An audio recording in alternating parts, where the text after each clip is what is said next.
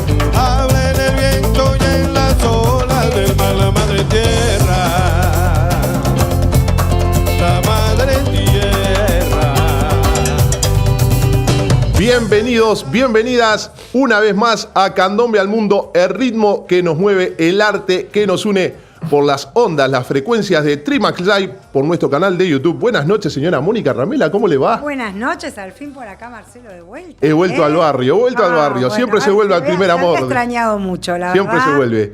Buenas noches, señor Martín de Ávila. ¿Cómo le va? Muy bien. Rodríguez. Muy bien, Bueno, muy bien, muy bien. Sabe que lo extrañé también, ¿no? Yo también a usted. Ahí va. No confesemos nuestro idilio así. Eso, pero bueno. Buenas noches. Muchas gracias, buenas noches. Muy bien. Buenas noches, señor Don Hugo Arturaola, ¿cómo le va? ¿Qué tal, Marcelo? Un placer volverte a tener acá con nosotros. Muchísimas gracias. La verdad que se te extrañó en la mesa. Yo también los Pasamos extrañé mucho. unas charlas muy jugosas, pero bueno, faltaban esos comentarios de Muchas gracias. Es lindo sentirse querido y extrañado por esta mesa de notables, de esos compañeros, realmente. Y también. El hombre. ¿Tú vas a hacer una referencia a cómo vino vestido el señor Martín? Ah, Sí, yo iba a mí me decir- parece Arsenio Hall. Arsenio Hall, sí, cómo no, A le ver. falta Eddie Murphy ahí al lado. Sí, claro.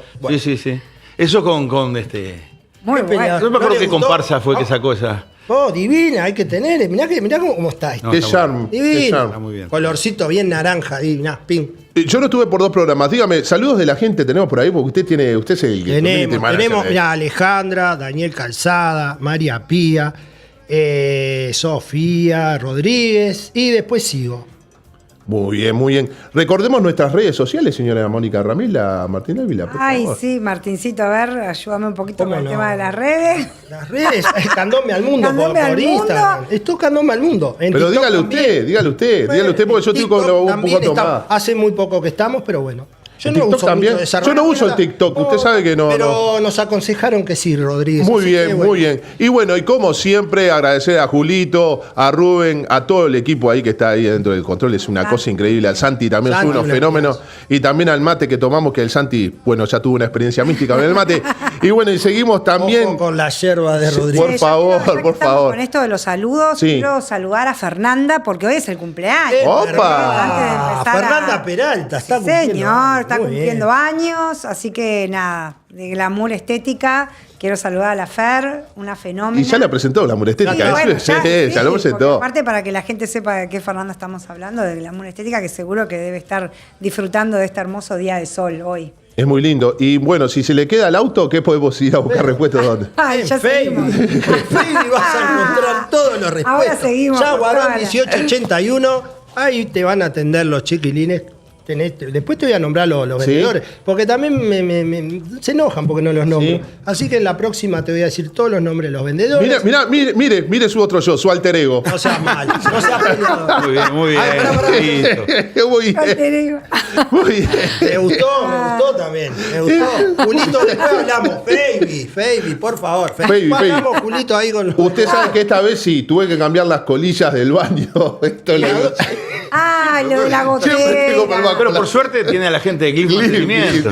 ¿Qué pasó con la gotera? Llama y. Huguito. Estuvo No, Glyph. la gotera solucionó, pero Glyph ahora le solucionó el tema de las colillas también. Pero bien. Si tienen problemas de cerrajería, de herrería, Glyph Mantenimiento. Qué grande. Ahí el amigo Gustavo Torres lo va a Gustavo. atender de novela. ¿A Qué cualquier lindo, hora? qué lindo. Y vos sabés que Carmelita, hace poco cumplió años Ay, la perrita Carmelita. de Mónica. Carmelita, y yo recomiendo a todos ustedes que lleven vuestras mascotas a Veterinaria Atenas, ahí en el corazón de Palermo, en Isla de Flores 1550. Realmente, Veterinaria Atenas, vayan de parte de nosotros, que sabés que le van a hacer Con el tremendo. doctor después. Cosia te va a Sí, atender tremendo después. en la mascotita. Y las sonrisas, por supuesto, de este programa. Pero ahí a Gabriela, la doctora Gabriela Fraga, espectacular. ¿Sabes que tenía un dolorcito la otra vez? Me lo sacó. ¿Sí? Divino. Qué Sí, lindo. no sé si era el molar. Después le pregunto a ella que viste, ellos te hablan todo el molar, es premolar y bueno. Pero me dolía y Si fui usted ahí. conoce de Y marketing, ahora para de venta, eso no. No, yo tipo lo Ontología no. Pero bueno, pero por favor, Gabriela Fraga. Vio que se viene el Día del Padre. Sí. Sí. Y si usted quiere un lunch, ¿dónde vamos a ir? Y- A mis amigos y amigas de Panadería y Confitería Nueva Montserrat, por Que te han supuesto. extrañado, ¿eh? Me estaban Sí, extrañando. sí, Tengo sí. que ir a visitar a mis chicas. Tengo que ir a visitarlas. Hoy te mandaron saludos. Me mandaron saludos, sí. Por eso me levantaron el ánimo. Sí, pero sí, mirá sin duda. Exquisiteces que no. Hay unas No. delicatessen allí. Usted no divino. Usted Vamos no se- arriba. mire, la otra vez se compraron ahí en Panadería y Confitería Montserrat una bucequita ahí en la sucursal que tiene 18 y Yaguarón. Opa, ¿también? Sí, usted no sé, hacen de todo. Ah, no la Ustedes sabía dicen, esa, vea. 18 y Yaguarón, Colonia, entre Julio Reyes y Río Branco, y después la principal, ¿dónde? Fernández Crepo, el de Esquina Uruguay y Uruguay, Mercedes. Por exacto. supuesto. Panadería y confitería, Nueva Montserrat. Hecha esta presentación. Huguito Arturaola, ¿usted tenía un mensaje para nosotros? No, bueno, ahora que ya salió de la cancha Chivo Pavoni, voy a. No, El chino. en realidad. Dígalo. No, el otro día tuvimos una charla bárbara con Marcelito Fernández. Y cuando le preguntamos a Marcelo qué había sido el espectáculo de candombe que más le había impresionado en todos los años que él vio carnaval, Sí. él dijo que había sido Los Ñanzas del 79. Y Martín, con buen criterio, como digo que se habló, dijo, el año del plagio. Opa. Y bueno, lo que queríamos aclarar, porque se dio de esa manera. Los Ñanzas tenían un gran espectáculo que musicalmente tenían 2 o 3 músicas que eran de música del Caribe adaptadas por el gran Jenica Natal. Exactamente. Era Bobby Rey, era Juan en la Ciudad, que era un tema espectacular. Con que Juan Mundial, su papá. Exacto, que era la despedida de la Navidad en el conventillo. Y era una maravilla. Lo que no quería aclarar con Martín, ya lo hemos hablado, que no era técnicamente un plagio, porque eso fue lo que se debatió en su momento, porque bueno, hubo una denuncia de un integrante de Marabunta, que después pasó a la gente de Raíces, y una denuncia de como que había un plagio musical. En realidad, el reglamento de esos años no indicaba que la música de las comparsas tuviera que ser inédita. Entonces, muy bien aclarado. Entonces, ¿qué pasó? Entonces, bueno, se debatió porque había integrantes del jurado y todo que no conocían ese aspecto. Se debatió, incluso le digo más, el fallo de Lugolos de ese año se dio 24 horas después. Fue el único fallo que quedó pendiente. Y le dieron la misma cantidad de puntos a Marabunta que a los esclavos de Ñanza, con la salvedad que el primer premio fue para Marabunta en exclusividad por mayor mérito musical. O sea, buscaron una manera, porque no lo podían sancionar a los Ñanzas, porque realmente no era un plagio, y el espectáculo de los Ñanzas era, bueno, alguien como Marcelo y todos los que tuvimos oportunidad de ver ese espectáculo nos marcó, y no podían no darle el primer premio. Entonces se buscó esa fórmula, le dieron el primer premio a ambas, el mismo puntaje, pero por mayor mérito musical se le dio el primer premio a Marabunta. O sea que técnicamente, si bien fue una copia, es como decir la retirada del 32 de los asaltantes de Combatientes, que cantamos todo, es de Soldadito Español. O sea, se permitía en esos años, después se reformó. Melodías preexistentes. Melodías preexistentes. Nada más, no, era eso Muy bien porque, aclarado, Hugo, porque también ya como aclararlo medio en forma definitiva, no porque mi palabra sea definitiva, pero sí como espectador de esos años, lo recuerdo. Muy bien. ¿Está? Tengo saluditos. 2 saluditos. Bueno, saluditos. proceda. Uno a Gustavo Matos porque le gusta mi busito. Tomá. Buen Arsenio. Tomá. Ay, la puta. Y al señor Nico Luengo también un abrazo grande. ¿Yo puedo mandar un saludito? ¿Cómo no? Hoy es el cumpleaños de Fede Ri, uno de los capos de la gozadera de Malvin. grande. Un abrazo grande, Fede. Feliz cumpleaños para Feliz vos. cumpleaños, Fede. Muy bien. Vamos ahora sí. Ahora sí, cuando tú lo dispongas, Julito, presentación de nuestro invitado de hoy. Hoy, en Candombe al Mundo, recibimos a una figura clave en la gestión y evaluación de nuestras expresiones culturales, el profesor Ramiro Pallares, expresidente del Jurado del Carnaval y de las llamadas de la Intendencia de Montevideo, con una mirada aguda, técnica y sensible. Vamos a recorrer su trayectoria, su experiencia en el corazón de nuestras fiestas populares y su visión sobre el presente y el futuro del candombe y el carnaval. Una charla imperdible. Recibimos al profesor Ramiro Pallares. Bienvenido, Buenas. Ramiro. Muchas gracias. Qué lindo recibirte. Gracias. Un placer para mí acompañar acá. Qué lindo, qué lindo. Hoy vamos a tener un programón. Un programón hoy. Hoy arde hoy Troya. Vamos a hablar acá con Huguito, pues aparte. Bueno, verano, arranco yo que estaba de atorrante. Bueno, Rami, buenas noches. Buenas. ¿Cómo se dio tu camino y tu insertación en la cultura? ¿Desde dónde nace tu vocación? Bueno, es una herencia, ¿no? En realidad, con relación al tema del carnaval en particular, mi padre trabajó... Bueno, mi padre fue apasionado del carnaval desde niño, ¿no? Es decir, la historia familiar así lo indica. Desde chico él iba al tablado en Capurro, que es donde se crió, coleccionaba los folletos con las letras de las canciones, que de hecho... mi viejo falleció hace 4 años y cuando ahí, bueno, empezamos como a ordenar cosas que tenía guardadas. Aparecieron un montón de esas letras que las donamos al Museo del Carnaval para su archivo. Y bueno, y después ya él de joven se dedicó al periodismo deportivo y en medios escritos y trabajando desde allí. Ya a partir del carnaval del 73 o el 74, no lo recuerdo con exactitud cuál de los dos, le ofrecieron hacer la cobertura del concurso oficial. Entonces, él desde esa fecha hasta que falleció, se dedicó todos los años al carnaval. Fue algo que nunca dejó, y cambiando de roles. Entonces, cuando yo era niño, yo nací en el año 81, ya mis primeros recuerdos, mis recuerdos más antiguos, son en el Teatro de Verano. Íbamos con él, toda la familia, siempre.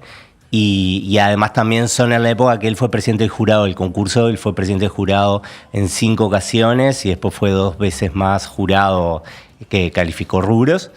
Y bueno, entonces ya desde muy chico esa pasión se transmitió a nivel de toda la familia, pero muy en particular en mi caso, que desde muy chico como que me prendió todo el tema del carnaval. También desde el lado artístico, yo después estudié teatro, hice como toda esa otra faceta, nunca en carnaval, siempre en el teatro, pero que en su origen también el gusto por la actuación y todo eso evidentemente tiene mucha influencia, esa conexión con el carnaval. Y bueno, y yo de muy chico, a los 14, tuve la oportunidad de empezar a trabajar en un programa de radio, a raíz también de la Radio 36, donde trabajaba mi viejo, de deportes infantiles, con otra chiquilina que había trabajado en Carnaval del Futuro ese año, que es Lucía García, una gran amiga, hija del Pájaro García, el histórico animador de Malvin. Y bueno, y ahí Enrique Filgueiras, que es el director de Carnaval del Futuro, me invitó a poder trabajar con ellos a partir del Carnaval 96. Entonces yo ahí empecé a hacer radio. Y bueno, y después seguí, hice cosas en radio, escribí en alguna ocasión, hice cosas en TV Ciudad también, durante bastantes años. También para mí fue en la época, por ejemplo, ahí de finalizar el liceo y empezar, yo hice el profesor de historia en el IPA, era como el laburo de verano, que también después me bancaba los estudios durante todo el año. Y bueno, y ahí cuando me recibí de profesor, como que tomé un poquito de distancia del carnaval, pero después siempre, por un motivo o por el otro, había alguna propuesta, alguna invitación para trabajar, ya sea fui jurado de Carnaval de las Promesas muchos años, fui, es comentarista en TV Ciudad de nuevo, en AM Libre también algún año, o sea, era como algo que no me soltaba, ¿no? O sea, como que siempre de una manera u otra volvía, hasta que después también me invitaron a trabajar la intendencia con el tema. En tus inicios, recuerdo un programa en la tarde que escuchábamos, ¿sabes? Cuando podemos con Eloy Calvo, sí, y con Javier Calvo. Eso también fue allá. No, eso fue en 2008. Más acá. Fue más lo recordaba más atrás en el tiempo. Fue en 2008. Yo ahí hacía unos años, yo había hecho todo el trayecto en Carnaval del Futuro desde el 96 hasta el 2004. Después en 2005 nos fuimos, hicimos un programa aparte con Fabián Cardoso, Ana Laura de Brito, Guzmán Ramos y Álvaro Carballo, que fue el último año que había trabajado en radio, y después en 2008 Eloy me invitó, que yo estaba trabajando con él en el Juro Carnaval de las Promesas, que trabajé varios años, y bueno, y ahí creo, si mal no recuerdo, sí, que ese fue el último año que hice radio en Carnaval, 2008. Bueno, y reseñaste la trayectoria de tu papá, y recordarle también un galardón, digo, porque en esa época fue el primer periodista de Carnaval que fue detenido por un comentario de Carnaval. Había hecho comentario elogioso de la Bohemia, creo que fue el año de los pájaros, y fue detenido. Sí, en realidad fue re interesante. Ahora, ¿se acuerdan que hace un par de años circulado en internet como un sitio donde estaban todos los archivos de inteligencia de la dictadura? Y bueno, y ahí aparecían todos los archivos que ya en algún caso anterior alguna gente conocida que se dedica a la investigación histórica nos los había hecho llegar, pero están allí, donde se narra todo el tema de la denuncia. En realidad a él lo denuncian como después del fallo del carnaval del 76, como que él había estado gritando en la entrega de premios que habían robado a la Bohemia, entonces alguien lo denuncia a él y a mi madre, como que ellos habían estado increpando al jurado. En realidad, obviamente, ellos no habían tomado esa actitud. Siempre lo que se pensó es que era alguien que por los comentarios le había hecho esa denuncia, pero sin tener elemento como que lo identificó como que él había injuriado al honorable jurado de la época. Entonces él estuvo detenido unos 15 días, mi madre estuvo una noche también. Y bueno, no, después se dirimió a favor y pudo salir. Pero sí, es como un episodio también que queda en la memoria familiar en torno a la construcción de su imagen o de su rol como periodista de carnaval, ¿no? Es decir, él tuvo como una persecución de alguna manera en torno a la manifestación libre de sus ideas, y eso también fue en buena medida uno de los elementos por los cuales cuando la apertura democrática, la primera intendencia democrática, que era el Partido Colorado, lo convoca a él en el año 86 para que encabece el jurado del año 87 como en un marco, claro, que en realidad ya había fallecido, porque falleció el primer año, pero fue ahí en esa época, en esa administración, y bueno, como también como para darle un lavado de cara al jurado que venía muy cascoteado de una época en la cual, claro, sinceramente, en la dictadura los fallos, bueno, esto que contabas recién vos, de que demoraba el fallo un día y que se acordaba y se empataba, pero bueno,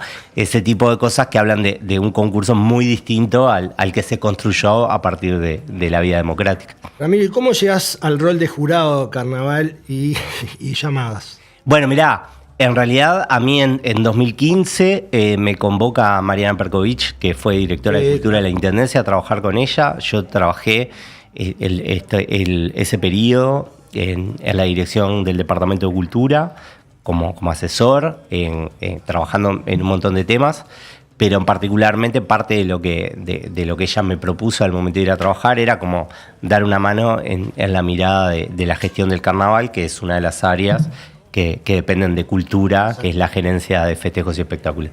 Y bueno, y ese rol que lo cumplí en ese periodo, después también en el que está terminando ahora, que encabezó María Inés Ovaldía, también se me invitó a seguir formando parte de esos equipos. Y bueno, y en realidad desde el principio hubo como una confianza de parte de ambas administraciones como para que yo tomara esos roles, que de hecho en el inicio de la administración anterior yo lo que hice fue acompañar a José Coso como presidente alterno, que José fue presidente 2 años, ahí él me invitó a que yo trabajara con él, obviamente que yo encantado, para mí era como también toda una experiencia pasar a ese lado, ¿no? Porque cuando uno vive el concurso desde distintos lugares, ya sea desde el hijo de, claro, o desde la prensa, o de... Exacto. Bueno, cuando se te invita a cambiar rol y ver desde otro lugar cómo gestionar ese tipo de tareas es interesante. Y bueno, ahí estuve 2 años de presidente alterno. Después hubo ahí como todo una reestructura también en base a las negociaciones con DAECPU. Como ustedes saben, la Intendencia de DAECPU cogestiona el concurso y allí hay negociaciones permanentes. Y bueno, y de ahí salió que en 2018 pasara a encabezar yo el jurado. Cosa que hasta el 2024 desempeñé. Y en paralelo a eso, en esta última administración, en el correr del año 2023, ¿sí? En el correr del año 2023, después de las primeras llamadas post pandemia, que yo había estado un poco más cerca, trabajando en los temas de reglamento, los temas de negociación en la mesa con AUDECA y AECPU, y bueno, y ahí surgió como todo un proceso de trabajo también bien interesante, en donde la gerencia un poco como que me encomendó también tomar un rol ahí de articulación. Y bueno, y ahí en realidad esa mesa de trabajo donde están los representantes de AUDECA y de AECPU que le proponen a la gerencia que yo agarré también llamadas. Yo al principio no quería. No querías, es verdad. Porque estaba comprometido a seguir, por lo menos en el 2024, que fue mi último año en el concurso, y estar en los dos a la vez no me parecía adecuado. Creo que no era adecuado, los hechos lo terminé haciendo porque, bueno, no hubo alternativas, o sea, salimos a buscar gente, también es muy difícil, muchas veces la gente no se imagina lo difícil que es encontrar gente idónea, con trayectoria, con conocimiento, que le interese ese nivel de exposición y también de estar dispuesto a encabezar un concurso en donde más allá que uno pueda hacer todo bien, todo con el mejor esfuerzo, con la mejor voluntad y la mejor disposición, siempre los resultados van a ser criticados, porque todos los concursos y más de carnaval generan esas pasiones en donde, todos lo vemos desde nuestro punto de vista, tal cual. y llegar a un fallo en donde se reúnan unanimidades siempre es complejo. Entonces, tratamos de conseguir a alguien, no lo conseguimos, y finalmente agarré ahí también esa tarea, que cuando dejé el concurso oficial, después de un proceso que fue también muy, muy largo y desgastante, se cerró un ciclo, y cerramos el ciclo con llamadas, hacemos un año más, que fue el 2025, y ahí también cerramos este ciclo, que obviamente me ha dejado muchísimas cosas buenas, más allá de lo desgastante de la tarea. Claro, ¿y cómo se maneja esa presión cuando hay tantos intereses, Ramiro? Porque... No, a ver, para mí el rol del presidente en cualquiera de estas instancias es el de evitar la presión, es decir, claro, el de generar un ámbito de trabajo con quienes tienen que evaluar, en donde la presión no llegue a los evaluadores tienen que estar lo más aislados posible de todas las circunstancias, tratando de generar un espacio en donde ellos puedan desempeñar su tarea con tranquilidad, con libertad y con calma. Exacto. Y uno es ahí como el escudo. Eso, obviamente, te tiene que llevar a manejarte desde una frialdad total, en donde, vos tenés un reglamento para aplicar. Nada más. Avala. Quiero, entre paréntesis, que esto que estaba comentando Ramiro, que ambas instituciones, en esa reunión que tuvimos con los compañeros de AUDECA y de AESPU, estábamos todos de acuerdo de que vos manejaras las dos opciones. Y queríamos convencerlo de que seas el presidente jurado. Y en realidad, en lo personal, Ramiro, quiero decirte, pues tuve el placer de poder trabajar contigo, que fue excelente. Aprendí muchísimo. Creo que las dos instituciones, como la última reunión que tuvimos, sí, claro que te lo hicimos saber. Espero que creo que ejerce mañana ya. Mañana es el cambio. Mañana, entonces, también desearle lo mejor, pero el aprendizaje que tuvimos en estos años, ambas instituciones, fue un placer. Creo que también lo que decía el amigo Marcelo Fernández, Ramiro es esa gente vitamina, ¿viste? Que siempre positiva, ¿viste? Que me quedó, ya la voy a usar esa. Hay que rodearse de gente. Estuvo muy bueno. Es de Fabio Trinidad. De Fabio Trinidad, que no recordaba su nombre, pero está buenísimo lo que dijo en el programa anterior y después vamos a ir hablando, pero la verdad que fue espectacular. Siempre... No, y para sí, mí, tranquilo. Para mí aparte lo bombardeamos, pero siempre así como se maneja, como está ahora, fue un aprendizaje en estos años espectacular. ¿Y qué cambios en la forma de fallar desde que estabas con José Coso y todo hasta ahora? Porque digo, estos últimos años realmente los fallos no pueden coincidir en mayor o menor medida, pero no ha habido esas cosas, algo escandaloso. No ha habido nada. Los fallos más o menos se han ajustado a lo que el público ve. Porque muchas veces, yo también me sentaba atrás de Néstor, siempre en el Teatro de Verano, y a veces nos mirábamos. No lo hablábamos mucho, por eso, ¿qué te pareció esto? Y con la mirada, está bárbaro. Pero muchas veces el público del teatro, a veces hubo fallos que estaban muy alejados de lo que uno veía, fuera por rubros.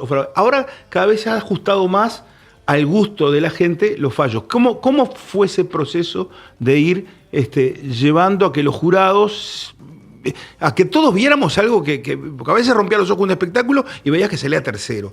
Y no, pero en rubros, X tiene mejor vestimenta, pero el espectáculo en realidad no era tan... Y ahora da la impresión a los ojos del público de que se ajustan más los fallos a lo que el espectador ve. Bueno, mirá, para responder esa pregunta, en primer lugar, hay que diferenciar el concurso oficial de carnaval de la llamada. De la llamada. No, claro. Son dos Son concursos con características totalmente Y distintas. los criterios que se utilizan para la evaluación Exacto. difieren totalmente. Son ¿verdad? distintos los rubros, es distinta la metodología, Bien. es distinto el sistema, Bien. están diseñados de otra manera, ¿tá? Entonces, te digo más, es mucho más difícil ser jurado de llamadas que ser Exacto. jurado del concurso Tal cual. oficial. Vos como jurado ves pasar ¿Por qué? una cámara 2 minutos, Bueno, 3. por empezar, porque vos en el concurso oficial ves espectáculos que duran entre 45 y 70 minutos, que actúan frente a vos como jurado esos 45 o 70 minutos, que lo que vos ves es lo mismo que está viendo todo el mundo Exacto. en el lugar y por la televisión, y además los ves varias veces. Entonces, vos tenés la posibilidad, como el puntaje es un sistema de sumatoria, ¿tá? Vos en los hechos, en cada rueda estás calificando una actuación, pero en definitiva lo que cuenta es la sumatoria de De tus todas, 3 puntajes a lo largo de todo el concurso. Entonces, eso te da posibilidad de ser lo más afinado posible en tu mirada en relación al número final que vas a otorgar a la propuesta. En llamadas es muy complejo porque vos ves un espectáculo que dura casi 70 minutos en total, pero vos ves los 2, 3, 4 minutos a reventar que pasan por delante tuyo, claro. y que los minutos que pasan por delante tuyo Son claves. son los que ven Claro. vos y la gente que está Exacto. en esa cuadra o en esos metros. En algunos casos coincide con lo que se ve por la televisión, pero en el 80% de los jurados no, porque no están frente a la televisión. Entonces, lo que cada jurado está evaluando en ese pequeño momento no es lo que todo el mundo vio, es lo que vio la gente que está ahí. Entonces, claro, vos podés haber visto una propuesta de una comparsa muy buena en una cuadra, y quizás En la otra. en 6 cuadras más allá, lo que vio el jurado fue distinto. Además de eso, el jurado ve 46 comparsas que vienen una atrás de la otra a un ritmo muy intenso, que no es lo mismo que ver los 3 o 4 espectáculos por noche a lo Claro. largo de 40 noches que ven los jurados del concurso oficial. Entonces, ese elemento, que parece anecdótico, pero no lo es clave para entender la dificultad que implica el evaluar el espectáculo de las llamadas, y por eso mismo existe el puntaje olímpico en las llamadas, que es una herramienta como para ir al promedio de la mirada de los jurados de cada rubro, que es algo que a mí me consta y se ha hablado muchas veces que se ha querido trasladar al concurso oficial. El tema es que vos, al tener 5 rubros en el concurso oficial, por lo menos necesitarías 20 jurados, Claro. o 25 jurados Para poder para descartar. aplicar un sistema similar, y eso implica, por empezar, el problema de que es muy difícil conseguir 7 jurados titulares, Imagínate, claro, 20 claro. o 25, Y los ¿no? costos, ¿no? Es decir, y además Y de los los costos, y bueno, las ubicaciones, es decir, hay un montón de variables más. Pero bueno, eso como contexto a tu pregunta. Después, con relación al tema de por qué se va pareciendo más a lo que resulta del fallo, de lo que la opinión general pueda pensar, yo creo que hay varias pistas. Es decir, en relación al trabajo del jurado, en mi experiencia, los años que yo estuve y los años que estuve con José, obviamente nosotros lo que siempre hicimos fue trazar una serie de criterios de trabajo en función del reglamento siempre, que es la base o la matriz para evaluar, y tratar de dar garantías, comodidad para que cada jurado trabaje libremente a su real saber y entender. Ahí la unificación de criterios cumple un rol central, que es el manejo de las escalas, que es lo que muchos años, Exacto. no recientemente, hace muchísimos años atrás, era lo que muchas veces generaba ese tipo de polémicas, cuando de repente un jurado marcaba diferencias enormes, Exacto. anulando la voluntad de todos los demás.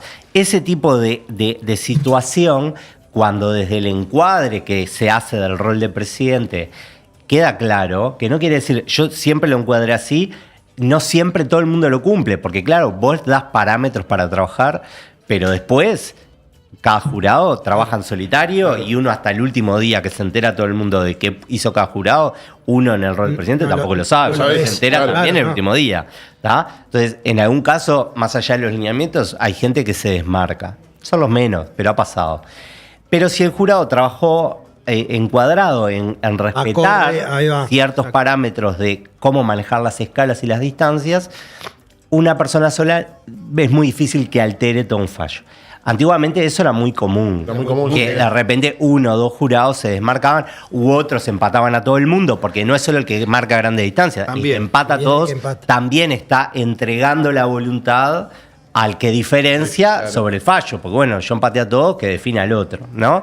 Entonces, bueno, parte del trabajo que yo creo que apunta en ese sentido es ese, el de formar equipos que entiendan que parte de ser un equipo de trabajo es no desmarcarse de esos criterios, porque si, yo siempre digo lo mismo, es una sumatoria de voluntades el fallo.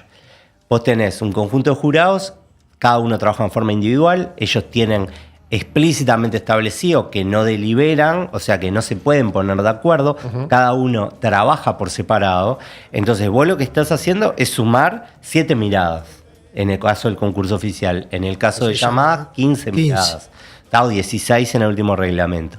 Entonces vos sumás esas miradas y esa sumatoria da un resultado en donde, como los rubros tienen una ponderación por coeficiente, en donde lo que el reglamento entiende que para cada categoría es más importante, cada punto vale más, ¿tá? Porque tiene más peso.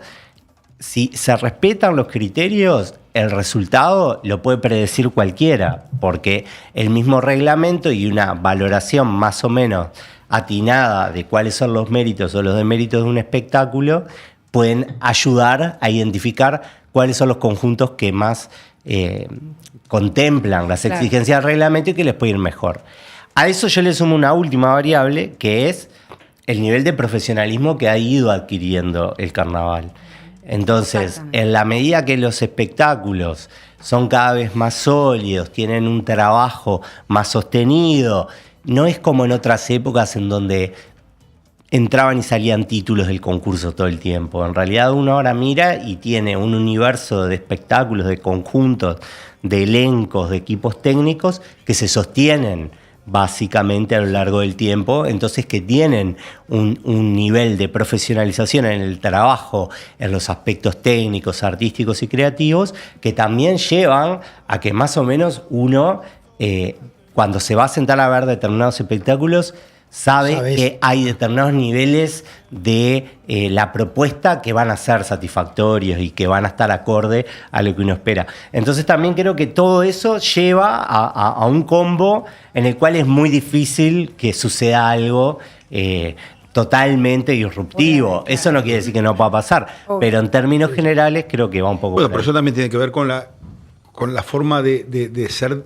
tuya, de lo que estás haciendo con nosotros, que es una docencia, nos estás explicando, supongo que con los miembros del jurado, también esto, porque muchas veces pasaba lo que vos decías, que hay un jurado se llevaba el fallo para la casa, Que se como se llama desmarca. comúnmente. Digo, eso Sí, sí. que vos dijiste ahora acá, sin duda que A ver, que se siempre hizo carne en es los- muy en los importante el trabajo con los equipos.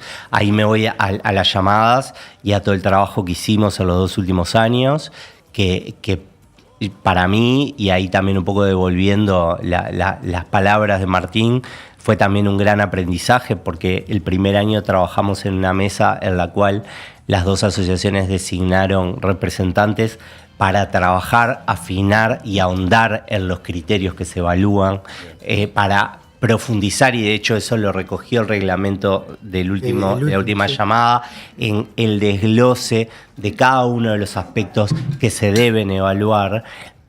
tendiendo una serie de acuerdos entre todos los participantes representados en las dos asociaciones y la Intendencia como ente que regula y organiza el evento, de decir, bueno, ¿qué es lo que se tiene que evaluar al momento de mirar un cuerpo de baile en Isla de Flores? ¿Qué es lo que se tiene que evaluar y qué es lo que no se tiene que evaluar al momento de pasar una cuerda de tambores? ¿Qué es lo que se tiene que evaluar con relación a los aspectos que hacen a la tradición, a los personajes típicos?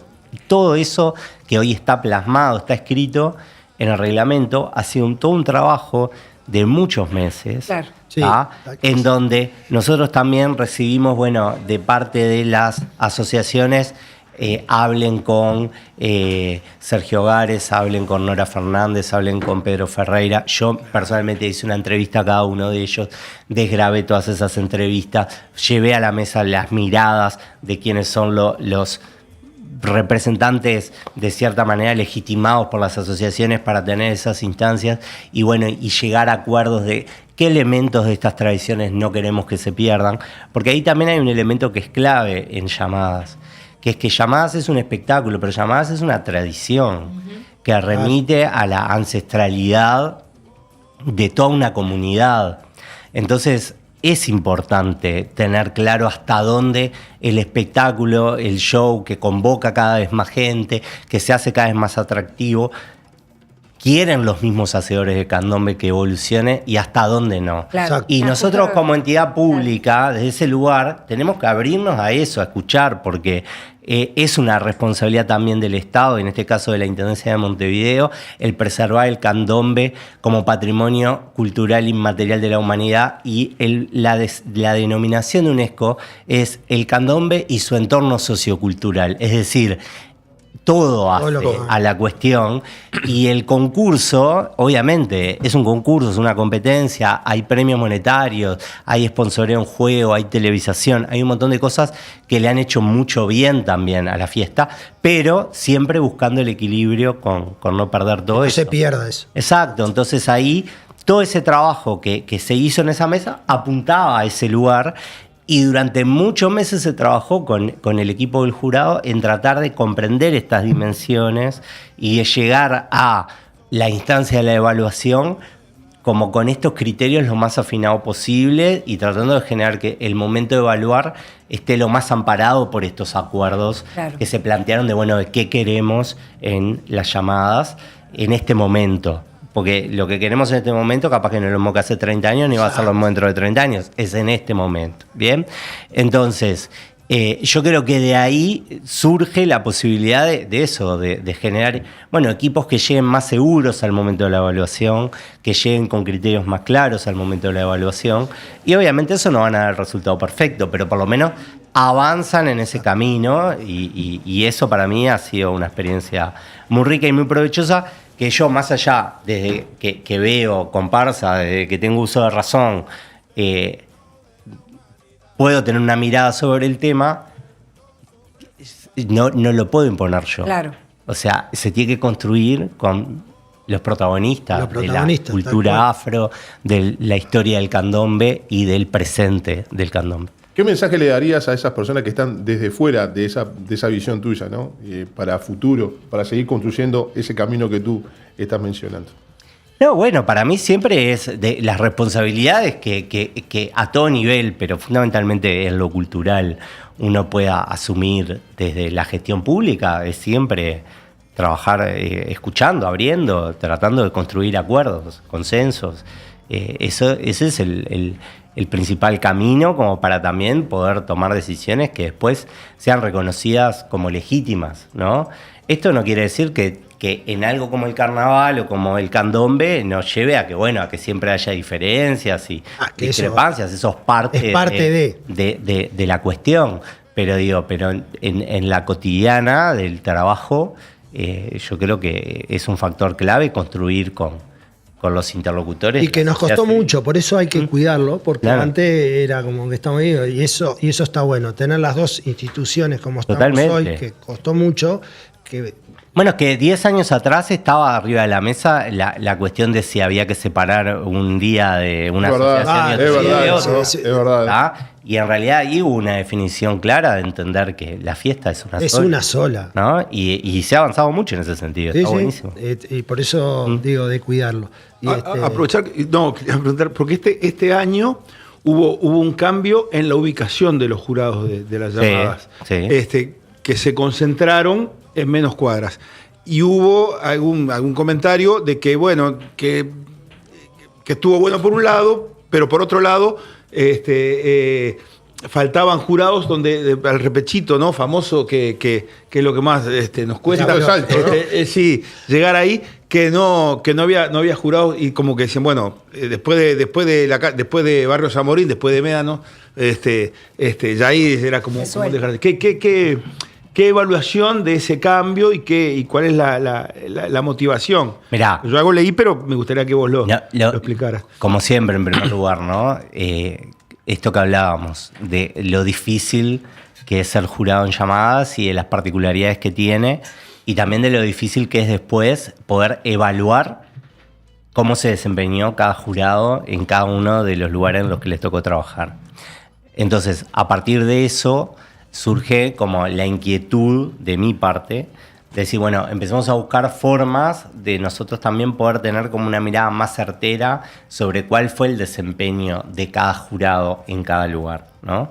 Porque también nosotros lo que veíamos es que en la medida que todos los jurados de un mismo rubro estaban en lugares distintos, cuando los puntajes eran muy distintos entre sí, la fundamentación era, yo lo vi en otro lugar. Claro. ¿Tá? Entonces, sí, pero ¿cómo puede ser que con uno tenga excelencia y con otro tenga deficiencia? Porque lo vimos en distinto lugar. Cosa que nosotros, como decíamos al principio, obviamente vas a ver cosas distintas en distintos trayectos, pero de un extremo al otro del espectro es como difícil, ¿no? De visualizarlo, un espectáculo que quizás para buena parte fue de muy buen nivel, que en un lugar se haya caído tanto. Entonces, bueno, parte de la búsqueda de soluciones tenía que ver con que los jurados no estén tan lejos entre sí, es decir, buscar una lógica similar a la que decíamos el Teatro Verano, es decir, el jurado ve el espectáculo en el mismo Casi lugar. la misma, claro. ¿Tá? Entonces, cuanto nosotros más cerca los tengamos también, eso más los obliga a no poder ampararse en lo vi en un lugar distinto, porque el trayecto va a ser muy similar. Es decir, básicamente es una medida que buscaba condicionar al jurado, no a los conjuntos. Bien.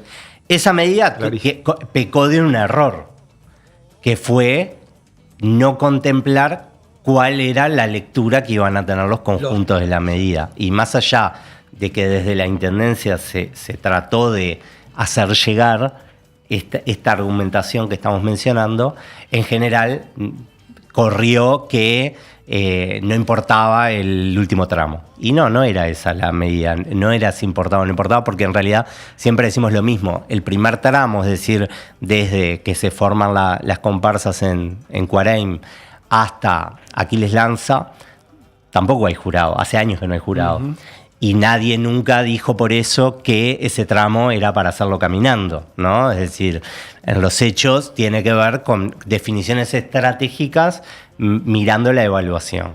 Y en los hechos también, desde nuestro punto de vista, lo que quisimos enfatizar, y fue lo que le planteamos también a los directores y las directoras en la reunión previa, fue lo opuesto, es decir, bueno, después que pasaste el último jurado, es fiesta, es decir, no hay presión, ¿tá?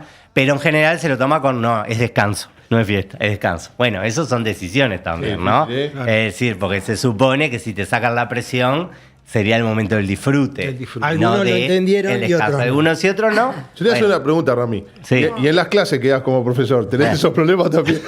Bueno, sí, como sí, no siempre todo. No todo se recibe del mismo modo. Cada receptor lo acomoda a su marco teórico y conceptual, ¿no? Eso es así en cualquier instancia de la vida. Entonces, bueno, un poco lo que hablamos en la última reunión que tuvimos con DAECPU y con AUDECA, era que quizás, dada esa lectura, quizás había que volver a un esquema más estirado, o sea, que abarque mayor cantidad de terreno de desfile y quizás que los jurados estén en duplas por rubro, cosa de que también eso de alguna manera pueda condicionar. Siempre a cada propuesta se le puede encontrar la virtud y el defecto, y las propuestas perfectas no existen, ¿no? Ahí también está toda la discusión de si olímpico sí, olímpico no, porque también el olímpico muchas veces es mal interpretado. Entonces, bueno, es muy difícil medir el arte, es muy difícil medir las expresiones. Es una herramienta de tradicionales. seguridad. Y él como actor, él como actor Para puede mí- enfatizar más esa máxima que acaba de manifestar, ¿no? No, Es pero por muy eso difícil está bueno, medir. pero a veces capaz que no se entiende que debemos construir eso Sí. con más charlas y todo, porque esto es personal, pero me parece que el puntaje olímpico es la herramienta que te da a los directores más seguridad. Sí, totalmente. Este- Es una herramienta que tiende al promedio. Exacto. Entonces, decir, bueno, para mí es súper legítima y es súper válida y es garantista, ¿no? Es decir, si alguien se quiere cortar solo para arriba o para abajo, lo elimina. Entonces, te da la visión promedio de ese rubro, de ese equipo de jurados. El tema es que muchas veces se hace una lectura de que, bueno, de que si alguien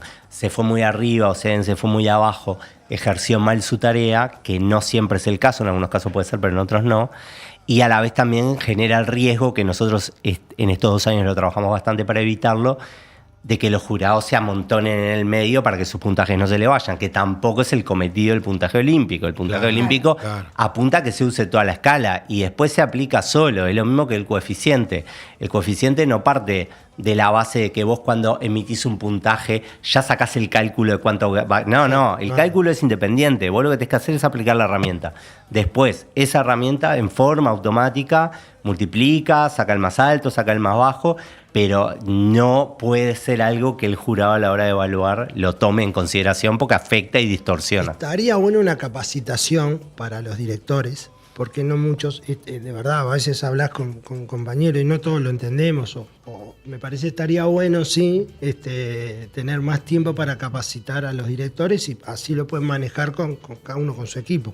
O saber, porque O capaz- saber, porque a veces pasa que o no Sí, se sí, entendió. claro. No, son sistemas complejos, obvio. Es complicado, sí. Los que estamos hace muchos años, capaz que lo manejamos Claro, muy pero no todos, más que nada no. los directores nuevos o algo, estaría bueno tener esa capacitación y las devoluciones que para mí son importantes que tenemos que estar. Totalmente. Porque ahí es donde vos tenés poder hablar y manejar. Díganlo. Estamos, sí, ya estamos como, lamentablemente. Oh, es yo un- soy la que pero toma Usted hoy sacó la espada, usted.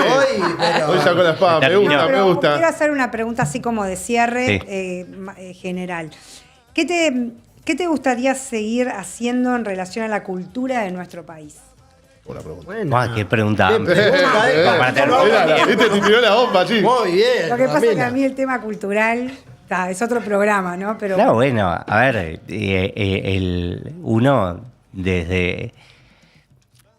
uno es muchas personas a la vez. Exacto. ¿No? O sea, uno es yo soy docente, soy docente de historia del arte en este momento, enseño arte y cultura, por decir de alguna manera más amplia, ¿no? Entonces hay un lugar desde el cual la docencia, me trabajo en una escuela de formación artística también, entonces también ahí mira. hay un lugar en donde yo desarrollo una vocación por el tema desde la historia.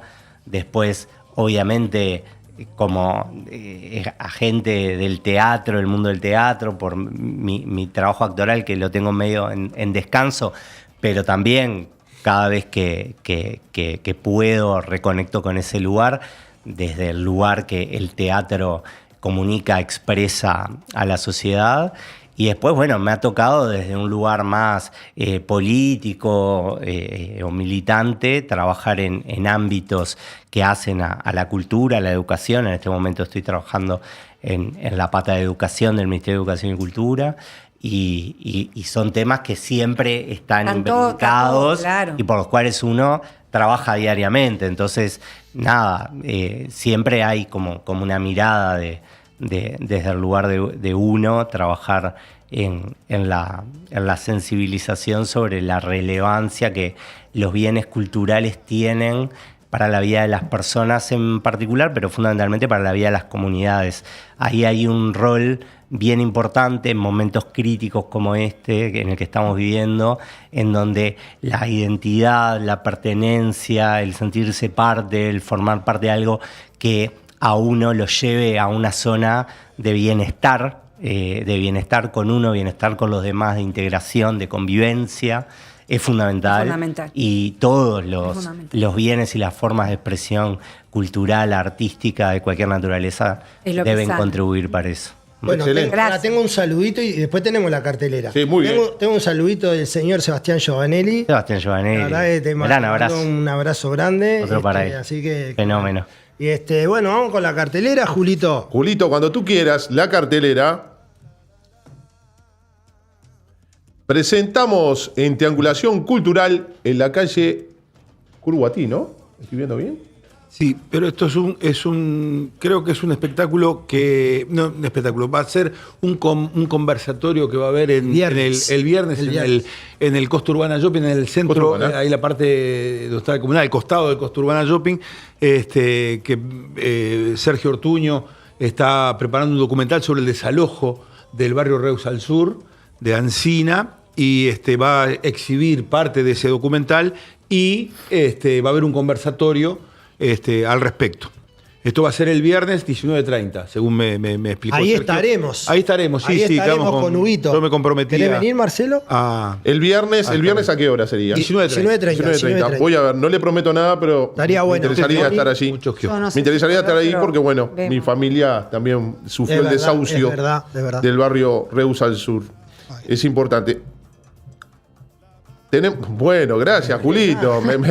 Seguimos Julito con es el Cronos. Ocho. El Cronos. Obvio Es que el quedan Cronos. ocho, quedan ocho. Es el Se nos Cronos fue del el vos, programa. se nos fue el programa. Vamos a presentar uno de los segmentos más importantes de este programa. Y Julito, te pido la placa porque viene el segmento que todo el mundo quiere. ¿Sabías qué con el señor Hugo Arturaola? ¿Qué tenemos para el día de hoy? No, vamos a una continuación del tema Continuamos. porque charlamos tanto con Marcelito, lo mismo que con Ramiro. Se nos hizo corto. son como esos- Tiene que Ramiro. juntar esa- un diálogo. Esa gente que digo, Esa tarea buena. Sí, que te pones a charlar, ¿viste? Y te quedás, digo, es impresionante. Es verdad. Y lo que hablamos, y Ramiro lo sabe bien como historiador, de la coexistencia de dos teatros de verano, del Teatro de Verano del Parque Rivera, que fue el primer teatro de verano, que hubo antes que se hiciera el teatro. Cuando hablamos de teatro de verano, nosotros nos referimos al Teatro de Verano del Parque Rodó, pero Sí, que hubo otro exacto. teatro. Bueno, y continuando con esa conversación, porque no llegamos al Teatro de Verano, que ya desde el año 25, Justino Zavala Muniz, desde la comisión de fiestas, que era el presidente, ya había intentado hacer algo en el predio circundado por la avenida Cachón y la Rambla, mando nivelar el terreno, como para hacer un teatro a cielo abierto en ese lugar donde hoy está el Teatro Verano, y hubo resistencias políticas, más que nada por el tema económico y todo. Bueno, que finalmente se llegó a un puerto en 1943. Es la vieja estructura. Es así, eso es cuando estaban colocando la estructura que estaba ya vamos a llegar ahí en el cilindro, en el predio del cilindro, que se colocó, después se trasladó en 1962 al Teatro. Ahora está en Verano. el Paso de las Duranas, creo. Ahora está en el Paso de las Duranas. Siguió viviendo. Bueno, y en 1943 llegó un acuerdo entre el Sodre y la Intendencia de Montevideo, que el intendente era Juan Fabini, de finalmente concretar lo del escenario. Hubo proyectos de una fastuosidad con columnas, Me imagino. una entrada faraónica al predio, y al final lo que se concretó era un escenario que no era mucho más que un tablado, más alto, debajo se instalaron camarines, pero un escenario bastante precario, y que se le ponían bancos de madera para los espectáculos. Eso se concretó para el verano de 1944. Y la particularidad, porque yo hablaba con Moni no lo sabía, que ese escenario estuvo 20 años prácticamente sin techo, porque veíamos el techo, un escenario, por eso le digo, no era mucho más que un tablado. Y estaba en otra orientación Y Sí, distinta. estaba en orientación, sí, es verdad. Y estaba en otra orientación, que eso recién después en 1962 se llevó Orientación norte era. orientación norte, exactamente. Sí, estaba mirando hacia la playa Ramírez. Así, sí. Todo eso en la investigación que hizo Milita Alfaro para Milita Teatro Alfaro. Abierto 2, que se presentó cuando se inauguró la Platea Alta está toda la historia documentada muy exhaustivamente, muy interesante. Que es una maravilla la investigación de Milita, Milita es en la excelente. cual, más allá de la memoria que uno pueda recuperar, el libro se Milita, Teatro a Cielo Abierto, que precisamente es el nombre de dos, porque hubo un Teatro a Cielo Abierto. Hubo uno de imágenes, imágenes. que se hizo cuando la cúpula, cuando se renovó la cúpula en 2007. Y después la publicaron creo que en 2010, 2011. Ahí está. Bueno, y ese año 44 se inauguró con el ballet ruso, que era un clásico de los bares rusos de la época. Tenía base en París, estaba actuando en la Argentina, en Buenos Aires, y el Sodre decide contratarlo y traerlo para inaugurar el Teatro de Verano. Cosa que estaba previsto para hacerlo el 8 de enero del 44 y aquí, etapa suspendida. Que a veces Ramiro habrá tenido que... Lo vio y recién puede empezar a actuar a partir del 15 de enero. Y ese año particularmente se prolongó la etapa de ballet ruso porque cuando van a hacer los números, aparte habían traído equipaje, habían traído el vapor de la carrera prácticamente cargado, hubo que pagar hacer un desembolso grande y los números no cerraron. Entonces le prorrogaron un mes más la estadía, un nuevo contrato, y no hubo carnaval en el año 44. Sí hubo una etapa 29, 30, 31 de marzo de rueda de ganadores, que se hizo en el Teatro, se llenó. Y para el año 45, a instancia de César Valle Pacheco, hijo de Pepe Valle, que era edil en aquel momento, pero era muy de las cosas populares, insistió para que el concurso de carnaval fuera el Teatro. Aparte, un tema de recaudación, porque se hacía en el Solís y en algunos otros teatros con menor capacidad. Ahí, un teatro abierto para 4.000 personas, las recaudaciones, porque pagaba la intendencia, como ahora lo hace DAECPU, los premios. Entonces se llevó al teatro. Y eso estuvo más o menos durante 9 años por ahí, ininterrumpidamente. Después en la década del 50, en el 54 se interrumpió el teatro, el concurso se hizo en el Estadio Centenario, alguna vez se hizo en el Velódromo, se hizo en el Solís. Yo recuerdo en el año 61 precisamente, se hizo en el Estadio Centenario. Ese es el disco que grabó Minerva con los conjuntos de esa época. Se hizo en el Estadio Centenario y en el 62 se hizo en el Palacio Peñarol. Una acústica preciosa, ¿no? Qué lindo. No, era tremendo. Yo me acuerdo haber ido al teatro con una fui a entregar una batuta al Tito Pastrana, siendo chico, y que fue la única vez que el Tito Pastrana dirigió con batuta una retirada. Subí yo a entregarle una batuta en el Palacio. Ya recuerdo, el sueño del pibe, ¿no? Sí. Bueno, pues nos queda poco tiempo. Vamos al techo que hablábamos, que decía Moni. Esa cúpula que estuvo hasta el 2006, Ramiro. Hasta el 2006. Hasta el 2006. Esa cúpula estaba en el predio de la exposición nacional que se hizo en donde está el cilindro, hoy está delante de la arena. Se construyó el cilindro y había un anfiteatro de pequeñas dimensiones con esa cúpula, que la hizo el arquitecto Julio Yacosa. Esa cúpula, en algún momento alguien pensó, cuando se desmanteló la exposición, de llevarla al Teatro de Verano, que Julio Yacosa, que era el arquitecto de hecho, se oponía porque decía que no está hecho para el Teatro de Verano. Bueno, finalmente, de idas y vueltas, se decidió ampliarla y se llevó al Teatro de Verano como algo provisorio, que duró 40 años. ¿No? Lo provisorio... El provisorio. Claro, del año 62 hasta el 2006 estuvo esa cúpula ahí. Y bueno, después otro hito grande fue el de 1974, cuando la Intendencia, que era quien administraba el concurso, quien recaudaba y pagaba los premios, decide, la Intendencia de Rachetti, en aquel momento, ya estábamos en dictadura, decide dejar de organizar el concurso de carnaval y habla con DAECPU para que DAECPU se haga cargo. Pensándolo en el fracaso. Me acuerdo porque mi viejo en aquel momento era directivos, y las reuniones que hubo para poder llevar a cabo eso, bueno, y lograr la administración. Me Sí. quedan 20 segundos. Pero 20 le dejo segundos. una pregunta para el próximo miércoles. Sí, claro. ¿Cuándo se denominó Teatro de Verano Ramón Loro Collazo? Eso me lo responde el miércoles que Yo lo viene. respondo miércoles. Pará, Sí, porque es una historia muy linda un temita que tenemos que traer a Marcelo, ya lo vamos a comprometer, y a Ramiro. Vamos No, a hablar con Marcelo. nos echan, nos van a echar. Pará, vamos a hacer a Ramiro. A Ramiro para allá. Gracias, Ramiro, Ramiro. ya, pues, lo Gracias vemos con un por aplauso. haber venido. Bueno, un aplauso a todos ustedes que están allí por nuestro canal de YouTube, a Feibi, a Glamour Estética, a la veterinaria Atenas, también a la doctora Gabriela. Muy bien, a Glif, por supuesto, el esposo de Hugo, y a mis amigos de Panadería y Confitería Nueva Montserrat. A Julito, Se va la a mula. Santi. Ya no llega. Nos vemos El el dicho- próximo en esto que hemos denominado Arsenio. Arsenio Hall. Candome al mundo, el ritmo que nos mueve, el arte que nos une. Será hasta el Gracias. próximo miércoles. Muchas gracias.